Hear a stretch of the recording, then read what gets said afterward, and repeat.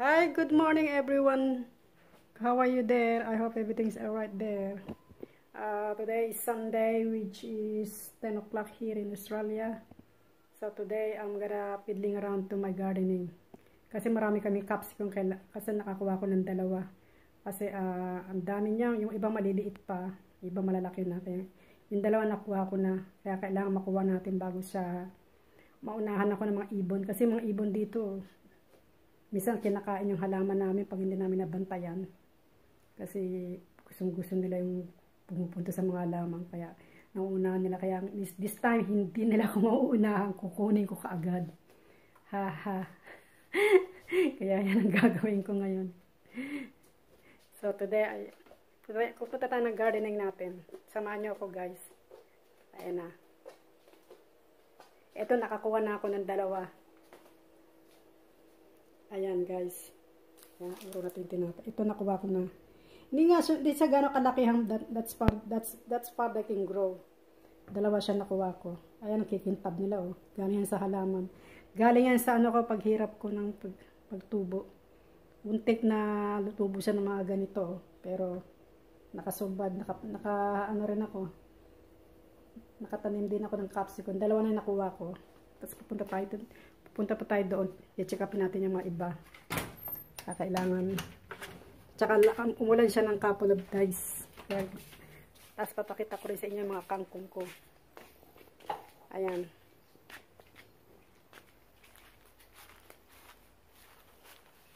Ayan yung kangkong ko guys. So lalago oh. Kasi naulanan sila. Ito bago pa lang to baby. Ayan. Tapos ito dati na to. The more na pinipitas mo siya, the more na tumutubo. Umaano siya yung kumakapal. Kaya kailangan lagi nyo siyang pipitasin para laging tumutubo.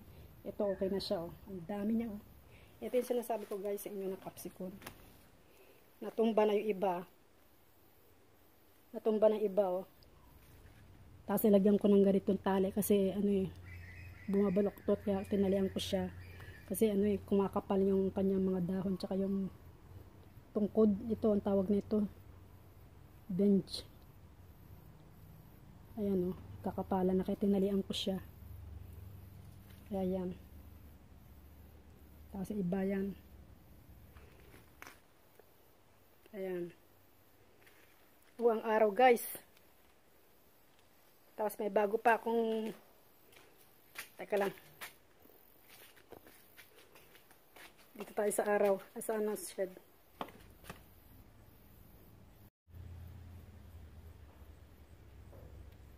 Ayan guys. Ito yung bagong capsicum kong baby. Ngayon tumutubo na siya.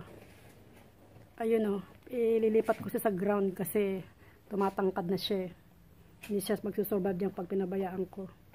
Katulad nitong capsicum na to dati sa container ko sa nalagay tapos nilipat ko siya dyan sa ground. Kaya they're going so well. Kaya capsicum everywhere siya. Dami niyang capsicum. Siguro mga ano yan. Iba maliliit pa. Hindi pa pwedeng bunutin. Ayan o. Ayan mga capsicum. Madami sa nasa likod yung iba. Pero pa o. Ayan o. Tapos ayan pa. Ayan pa.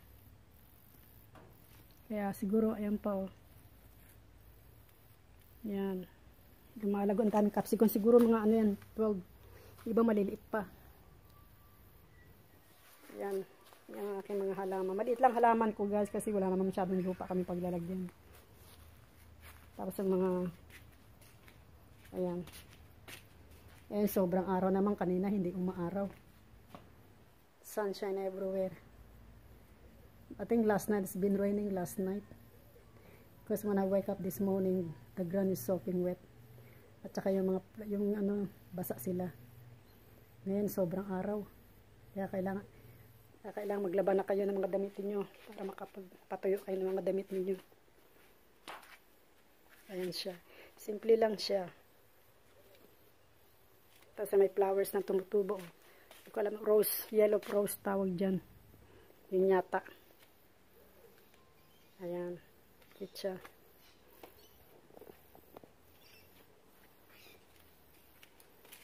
Tapos, punta tayo sa likod. Ayan. Punta tayo sa backyard. Kita mo, basa ang damo kasi umulan siya. Ayan. Dati may nagbigay sa akin ito. Ayan o. Ayan. May nagbigay sa akin, ayan o. Maliit lang siya, siguro mga 2 inch. Ngayon, tangkad niya na o. It's too massive. Dalawa yan o. May nagbigay lang sa akin yan. Tapos nilagay ko dyan sa ground. Tumubo siya. Matangkad. Tapos ito, maliit lang yan. Binili ko yan. Maliit pa lang siya dati. Ngayon, tumatangkad na siya. Tsaka to, maliliit lang siya. Ngayon, pag hindi mo siya tinitrim, magiging bushy siya. Magiging kumakapal, gumagapang yan eh. Kaya kailangan ko dyan every 1 month. Every once a month, tinitrim ko yan. Kasi tumataas, tsaka to, nagiging makapal siya. Tapos hindi ka masyado makadaan dyan. Yung aloe vera ko, iba hindi ko nalalagaan. Baka ito itapong ko to guys, oh. Kasi madami na eh. Ito lang ititira ko itong malaki. Ito guys, oh.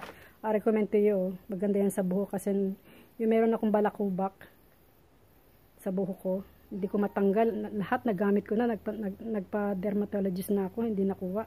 Ang ginawa ko lang, yan lang, oh.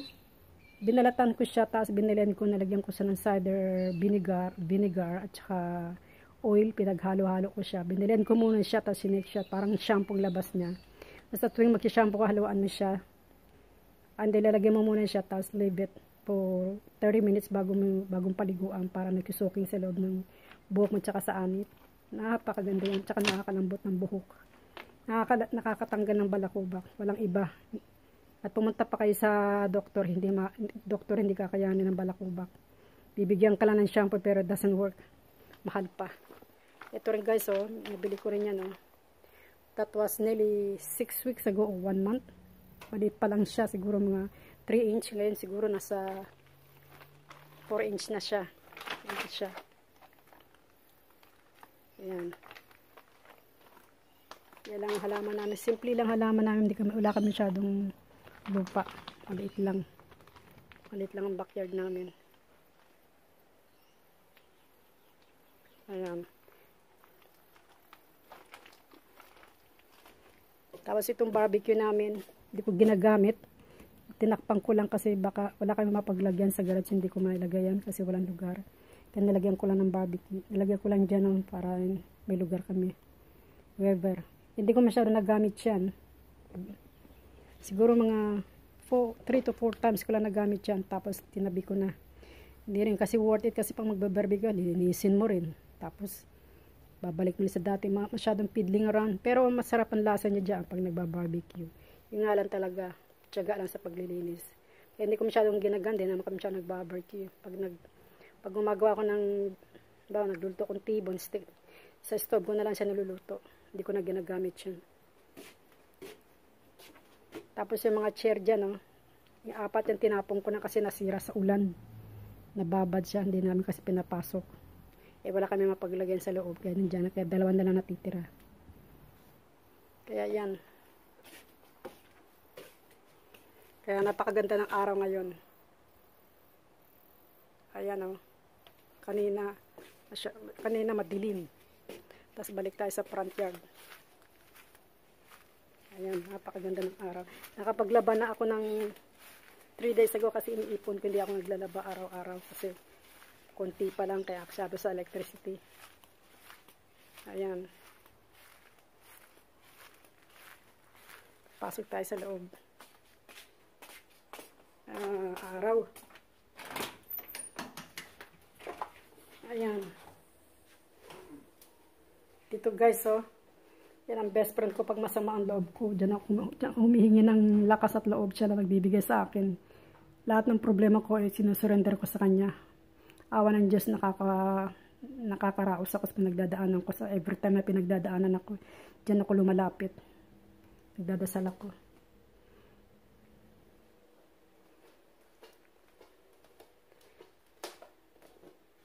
So anyway guys, yan lang ang vlog natin. So